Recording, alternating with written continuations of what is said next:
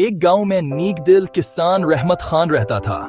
اس کی سب دعائیں ایک ہی تھی، یا اللہ مجھے اولاد عطا فرما۔ ایک رات راستے میں اسے ایک نورانی بزرگ ملے۔ انہوں نے کہا، تیری دعا قبول ہوگی، مگر جو تحفہ ملے گا اس میں اللہ کا راز ہوگا۔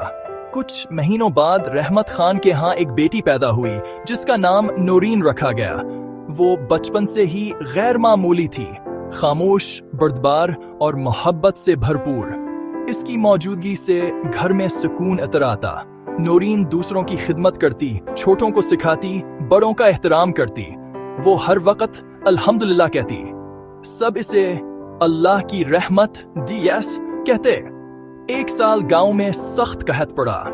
نورین نے لوگوں سے کہا، فجر کے بعد پہاڑ پر چڑھ کر دعا کریں۔ جیسے ہی اس نے ہاتھ اٹھائے، آسمان پر بادل چھا گئے اور بارش ہونے لگی۔ کھیت سرسبز ہو گئے، قحط ختم ہو گیا۔ تب سب جان گئے نورین کوئی عام بچی نہیں بلکہ اللہ کا خاص تحفہ تھی۔ اور رحمت خان نے جانا، بیٹی، اللہ کا راز اور رحمت ہوتی ہے۔